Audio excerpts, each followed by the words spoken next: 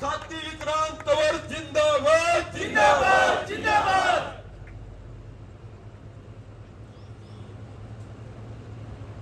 कर्मचारी एकता जिंदाबाद, लिपिक एकता जिंदाबाद, हमारा हक 35,400 भूख हड़ताल कर्मचारी जिंदाबाद, मातृशक्ति जिंदाबाद, हरियाणा सरकार जिंदाबाद, भारत माता की जय। साथियों, सबसे पहले तो मैं आप सभी से माफी चाहूंगा क्योंकि जिस दिन भी मैं सोनीपत आने की सोचता था, सोनीपत आने से पहले कुलदीप भाई और बाकी टीम को पता होता था कि उसी दिन ऐसा कुछ मीटिंग का या कोई और ऐसा शेड्यूल हो जाता था कि मैं यहाँ पर आ नहीं पाता था।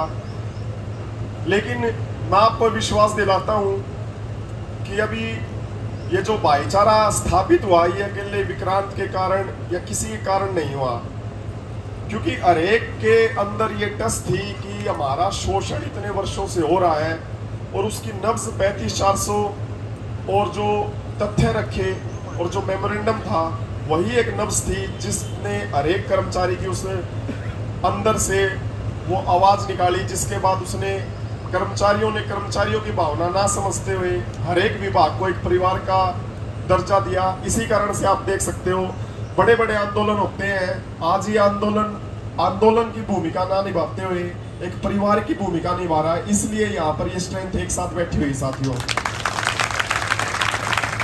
सबसे बड़ी कामयाबी हमने एक भाईचारे की स्थापित की है, उस भाईचारे की जो जात धर्म सब चीजों से ऊपर उठकर ये स्थापित हुआ है, ये सबसे बड़ी जीत है साथियों हमारी। और मैं आपको बताना चाहूंगा असली आंदोलन की शुरुआत तीसरी मीटिंग के बाद ही हुई है साथियों, क्योंकि सरकार ने वो रणनीतियां, वो शाम दंड भेद की जिस पर वो विश्वास करते हैं कि मीडिया के सामने मीटिंग के अंदर कुछ और बाहर कुछ और, क्योंकि हमारे सामने तो मीटिंग में सब चीजें उन्होंने ये बताई थी, क्योंकि पहली मीटिंग के अंदर जैसे पता है कि वो आकलन कर रहे थे कि क्या चीज है कि इनसे हमारा सामना हो रहा है, लेकिन वो ये भूल गए थे कि भाई इनके आंदोलन की जो मांग है वो एक मांग ना होकर एक तथ्यों पर आधारित एक ऐसी चीज है जिसका शोषण हर एक कर्मचारी ने पीछे देखा है, अभी देखने लग रहा है और आगे देखेगा। इसलिए वो उन्होंने भूल कर दी ओएसडी महोदय ने कि मैं इनके सामने सौहार्दपूर्ण वातावरण, कोई दंडात्मक कार्रवाई नहीं होगी, कोई अनुशासनात्मक कार्रवाई नहीं होगी, इस प्रकार से कर्मचारियों को हमको सभी को भरोसा देते रहे। और बाद में उन्होंने सोचा कि 21,700 का गेम खेलने के बाद मैं इनके हौसले तोड़ देता हूँ, क्योंकि सरकार की नीति होती है कि समय कौन जितना निकाले ताकि कर्मचारी के हौसले टूटते रहे। सभी समझते हैं इस बात को कि हमारा डिपेंडेंसी किस पर, हमारे वेतन के ऊपर डिपेंडेंसी है और हर एक परिवार की डिपेंडेंसी उसके वेतन पर होती है। लेकिन वो नीति और उसके बाद एक दूसरी नीति जो उन्होंने अपनाई कि जनता के सामने गलत तथ्य अपने न्यूज़पेपर के माध्यम से पेश किए, सबसे बड़ी गलती उनकी वहीं पर हुई, जिसके बाद हमने ये समझना शुरू कर दिया कि सरकार हमें हमारा हक देने की बजाय जनता को हमारे खिलाफ करना शुरू कर रही है। और उसी के तुरंत बाद हमने अगले दिन कुरुक्षेत्र के अंदर प्रेस कॉन्फ्रेंस कर वो सारे तथ्य जनता के सामने रखे और जनता भी हमारे पक्ष में आ गई साथियों।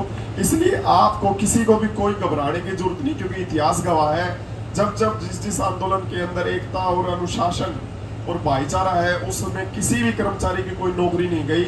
ये सरकार के हथकंडे हैं, नो पे, नो वर्क, नो पे या किसी भी प्रकार के, अब तो पहले से टर्मिनेट के समझ के बैठे हुए हैं इस आंदोलन के अंदर। और आप भी साथियों ये समझ के चलो कि तीसरी मीटिंग के बाद ही हमारा आंदोलन शुरू हुआ है। मैं आपको पूरा विश्वास दिलाता हूँ, जिस दिन से उन्होंने ये चीजें शुरू करी थी तीसरी मीटिंग के बाद, उस दिन से हमारी संख्या और ज्यादा वृद्धि हुई है साथियों। और ये आप देख ही सकते हो पंडाल के अंदर।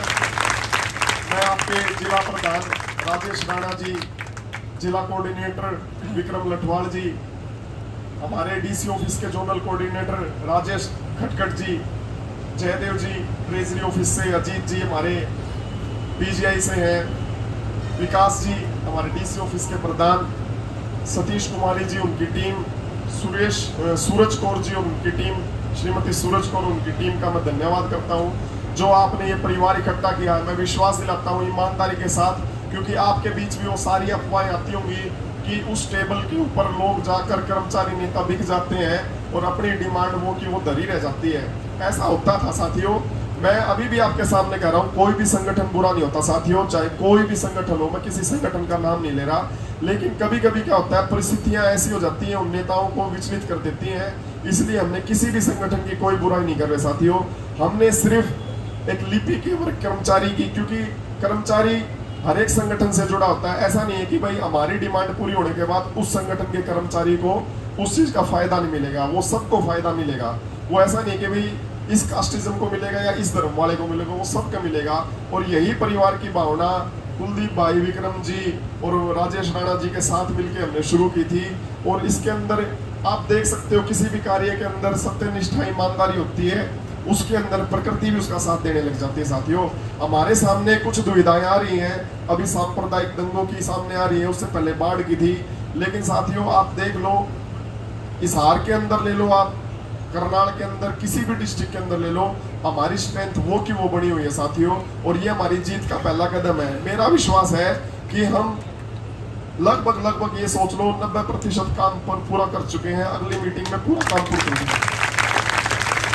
और रही बात हमारी डिमांड की, जब उन्होंने 21,700 हमसे कहा था, हमने उसी समय टेबल छोड़ दी थी। और काफी ऐसी चीजें हमने टेबल पर उनको कही, वो चीजें माइक पे शोभा नहीं देता, लेकिन मैं आपको ये निश्चित करके बताना चाहता हूँ कि अब की बार तो पानी भी हम अपने घर से लेके जाएंगे साथियों। और इस भाईचारे को आप सभी साथी बनाए रखें, इसी प्रकार से बनाए रखें, क्योंकि मैं ऐसे कोई शब्द नहीं कहूंगा जिससे आपके रोंगटे खड़े जाए यार आप वो चीज करते हैं। सबसे बड़ी मजबूती हमारी यही है कि इस पंडाल के अंदर हम बैठे हुए हैं। इस पंडाल के अंदर जब तक अनुशासन, एकता के साथ बैठे रहेंगे, ना सरकार ऐसा कोई मौका ढूंढ पाएगी कि भाई इन्हें किस प्रकार से हम खदेड़ दें, इन पर कोई आरोप लगा दें। ये अपनी नीतियां अपनाएंगे 140 की, 144 धारा की, बाकी चीजें। लेकिन मैंने सरकार को मीडिया के माध्यम से भी ये कहा था, ये आंदोलन नहीं है। मैंने ओएसडी मोदी को भी पर्सनल कहा था, मैं जी आंदोलन नहीं है, ये भावना बन चुकी है। आप इस पे किसी भी प्रकार की राजनीति करने की कोशिश मत करना, वरना ये सारी चीजें उल्टी पड़ जाएंगी। वहां से वो विश्वासघात शुरू हो गया था हमारे साथ। लेकिन मैं अभी फिर भी कह रहा हूँ कि ये आंदोलन एक अपनी जायज मांग के लिए लड़ रहा है। जब आप ये कह रहे हो कि भाई ये डायरी डिस्पैच रिकॉर्ड कीपर है, तो और आप हमारे आरसी के और जितने भी आपने पासवर्ड वगैरह चेंज कर दिए, तो ऐसी क्या नौबत आई कि क्लास 1 ऑफिसर को वो काम करना पड़ रहा है? क्या ये जनता के सामने तथ्य सामने नहीं आ रहे कि तहसीलदार को क्लर्क का काम करना पड़ रहा है? क्या जनता को महसूस नहीं हो रहा कि भाई तहसीलदार को ही वो काम क्यों करना पड़ रहा है जो क्लर्क करता है? आज जनता के सामने सच्चाई अपने आप आने लग रही है साथियों। एक डायरी डिस्पैच रिकॉर्ड कीपर कोई 3,000 करोड़ का नुकसान नहीं करवा सकता। ये जो रख रहे हैं तथ्य सामने के, इतने करोड़ का नुकसान हो गया, ये चीजें होगी, वो वहां पर एक बात की जीत मैं आपको बता देता हूँ, एक बात मैं आपको बता देता हूँ, वो आपकी डिमांड को नकार नहीं रहे कि भाई ये नाजायज डिमांड है। ये साथियों कितनी बड़ी बात है कि उस डिमांड को जायज मान रहे, लेकिन अपने बजट का रोना और कर्मचारियों को देनी पड़ जाएंगे, उसको देनी पड़ जाएंगे, किसी को भी नहीं। वो उनकी नीति है कि भाई 21,700 बोलने के बाद देखते हैं क्या रिएक्शन रहता है। लेकिन साथियों मैं आपको विश्वास दिलाता हूँ, ईमानदारी के साथ सारी की सारी टीम, जो भी आपने अपनी टीम बना रखी है, वो वहां पर आपके जायज हक के लिए खड़ी है। आपका कोई भी बलिदान गवाया नहीं जाएगा साथियों। और मैं आपसे वचन देता हूं कि जो भी होगा ईमानदारी के साथ आपके समक्ष होगा। आप सभी का ये जो भाईचारे का जो आभार है, इसको जिंदगी भर मैं तो कभी उतार नहीं सकता, लेकिन आप सभी बढ़ा के रखना साथियों। ये हमारी शुरुआती आंदोलन का पहला आंदोलन है, लेकिन भविष्य में हमें हर एक कर्मचारी की वो समस्या को सुलझाना है। और वो किसी अकेला मेरे को नहीं सुलझाना, क्योंकि इस संगठन के अंदर कोई भी ताउम्र प्रधान नहीं रहेगा। उस पंक्ति में आखिरी बैठा व्यक्ति भी प्रधान है और सबसे आगे बैठा व्यक्ति भी प्रधान है साथियों। भारत माता की जय।